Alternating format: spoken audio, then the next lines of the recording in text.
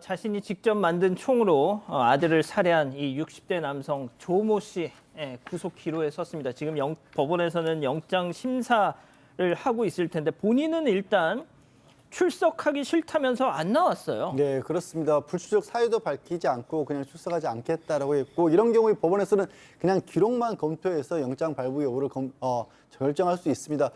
피의자가 본인의 권리인 방어권을 포기한 것 때문인데요. 이게 뭐 불리하게 상황이 될 수 있다라고도 할 수 있지만, 사실 이 피의자에게 적용된 혐의가 살인죄, 총포 관련 안전관리법 위반에 폭파물 관리법 위반에 지금 현주건조물 방화 예비죄입니다. 예.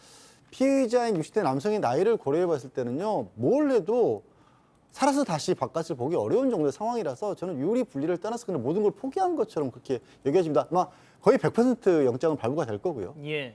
아직 영장이 발부됐다는 속보는 들어오고 있지 않습니다만, 자, 뭐 또 그런 속보가 들어오면 전해드리는 걸로 하고요. 박 변호사님, 예. 만약에 이 사람이 법원에 심사를 받으러 나왔더라면 취재진과 이제 접할 수 있는 그런 시간도 있었을 텐데 그러질 않았습니다. 그래서 저 사람의 모자와 마스크로 가려진 얼굴도 일단 직접 보진 못했는데, 자, 신상 공개해야 된다는 지적도 나옵니다. 과거에 사제총으로 경찰관을 살해했던 성병대가 무기징역 선고를 받았는데 신상 정보가 공개된 바가 있습니다. 유사한 사례죠. 사실 폭발물이나 총기 사용했던 그런 사례이기 때문에 그래서 신상 정보를 공개할 수도 있다라는 얘기도 있는데, 일단 신상 정보 공개 심의에서 판단을 하고 심의를 합니다. 문제가 좀 있습니다. 피해자가 가족입니다. 그 당시에 손주도 있었고요, 며느리도 있고. 그렇다면 지금 피의자, 이 범인이 신상이 공개된다면 다 유추 해석이 되기 때문에 그런 측면 때문에 공개가 안 될 가능성도 있다고 하는데, 이제 또 다시 또 얘기를 해보면 지금 언론에 다 공개가 됐어요. 어느 정도 공개가 됐거든요. 알 수 있는 상황이거든요. 과연 이걸 공개하지 않는 게 그게 더 유리한지 그건 좀 판단을 좀 해봐야 될 것 같습니다.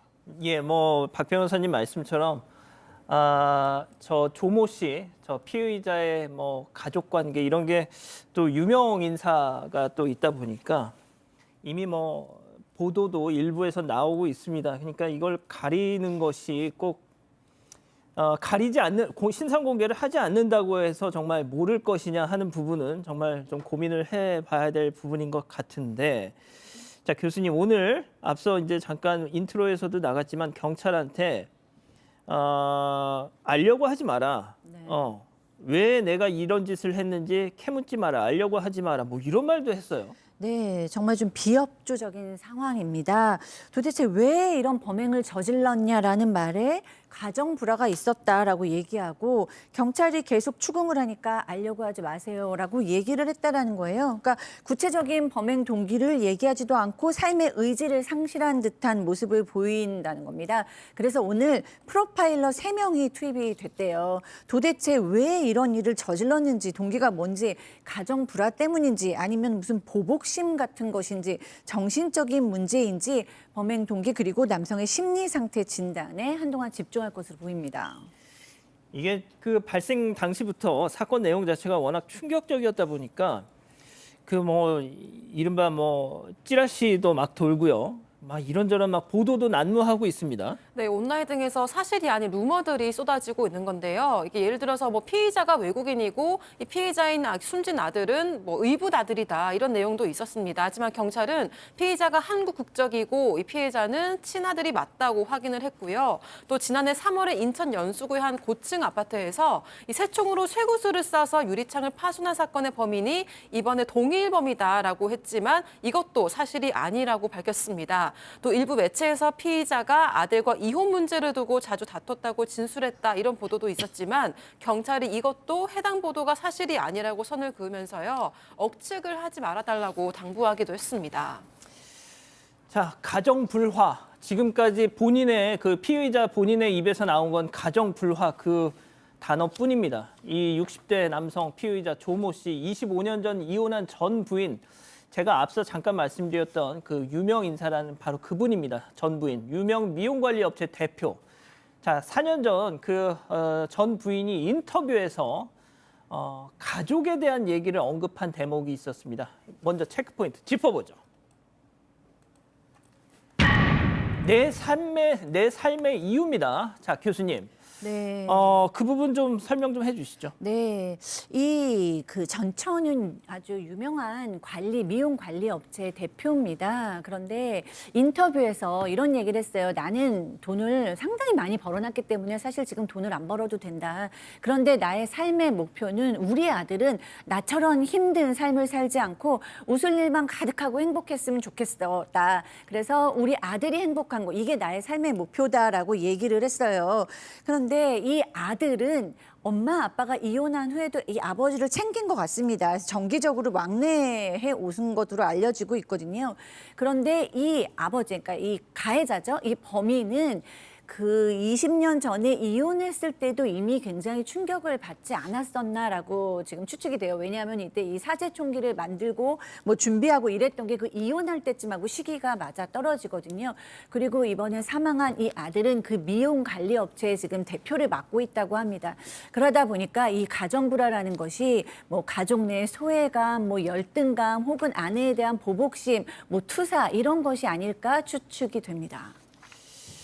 자, 이 양 변호사님, 이 남편에 대한, 그러니까 전 남편에 대한, 그러니까 이 피의자 조모 씨에 대한 언급도 그 인터뷰에 있었는데 경제력에 대해서 얘기한 부분이 있었어요. 그러니까 28살에 대학도 졸업하지 않았는데 갑자기 결혼을 하자 그래서 또 응했다라고 합니다. 그런데 돈이 없었을 거 아니에요. 그래서 그때부터 돈을 벌기 시작해서 남편 대학 등록금이나 생활비까지 본인이 벌었다라는 얘기를 했다라는 거예요. 이 남편 그러고 나서 이제 이혼을 했는데 지금 그러니까 직전까지 피의자가 살고 있었던 집, 그 폭발물 설치했던 집이 서울에 있는 70평대 아파트입니다. 관리비만 50만 원, 60만 원 이렇게 나온다라고 하는데 그게 이혼을 한 이후에 전 부인이 산 집인 거예요. 그러니까 이 피해자는 그러니까 이혼을 했어도 전 남편에 대해서 그 정도를 해주었던 모양입니다. 그러니까 전처 명의 집에서 계속 직장도 없이 살았던 겁니다. 그래서 지금 과연 이런 부동산 관계가 혹시라도 뭔가 갈등의 문제가 됐을까 아니면 또 아들과의 금전관계가 없었는지 이런 부분을 경찰이 좀 수사를 하고 있다고 합니다. 자, 이 범인의 입을 여는 게 가장 큰 숙제일 것 같은데 일단 계획 범행의 정황들이 속속 확인되고 있어요. 맞습니다. 범행에 사용한 총은 직접 만들었고 폭발물도 미리 설치한 등을 미뤄봐서 이 계획 범죄가 좀 예상이 되고 있는데요. 오늘 그리고 국과수가 1차 부검 결과를 경찰에 전달했습니다. 우측 가슴 부위와 좌측 옆구리 총상으로 장기가 손상돼 숨진 걸로 추정된다고 밝혔는데요. 앞서 경찰은 피의자가 범행 당시 모두 3발을 발사했는데 이 중 2발은 아들이 맞았고 1발은 집 내부 문에 맞았다고 밝힌 바 있습니다. 그러면서 피의자 진술에 의하면 아들만을 노린 범행으로 보인다고도 했는데요. 피의자는 아들을 살해하기 전에 이미 본인 집에 사제 폭발물을 설치하기도 했습니다. 그런데 실제 가동돼서 폭발할 가능성이 큰 구조였던 걸로 확인돼서 충격을 주고 있고요. 이 현장에 출동했던 폭발물 처리반도 이 정교한 구조에 좀 놀랍다는 반응을 보인 걸로 알려졌습니다. 또 한 매체 보도에 따르면 사건이 벌어진 날은 이 아들네 가족이 미국으로 출국하기 전날이라서 이 또한 계획 범죄를 뒷받침하는 게 아니냐 이런 의혹이 나오고 있습니다. 이 아들 내외 아들 가족이 21일 날 미국에 여행을 가러 출국하려는 예정이었는데 바로 그 전날 아들 집에 가서 그 범행을 벌였던 겁니다. 자, 사업적으로 성공한 아내에 대한 열등감 그리고 분노, 질투 그래서 결국 아내가 가장 사랑한 아들을 뺏으려고 이 짓을 벌였다. 뭐 이런 게 지금 전문가들의 분석인데 박 변호사님 예. 정리를 좀 해주시죠. 자, 동기를 찾아내야 됩니다. 아직 얘기를 하고 있지 않습니다. 살해 동기도 동기지만 자신의 집에 폭발물을 설치한 동기까지도 찾아내야 됩니다. 실제로는 폭발로 이어지진 않았지만 본인이 얘기를 하는 바람에 실제로 큰 폭발로 될 가능성도 배제할 수 없었다는 점. 그렇기 때문에 왜 이 2가지 일들을 벌리려고 했는지 찾아내야 되고 또 문제는 그 현장에 있었던 손주들, 며느리, 심리치료 같은 것도 좀 필요한 상황이 아닌가 그렇게 보입니다. 특히나 그 119에 이제 신고를 했던 며느리분은 충격으로 실신하기도 했었다고 하더라고요.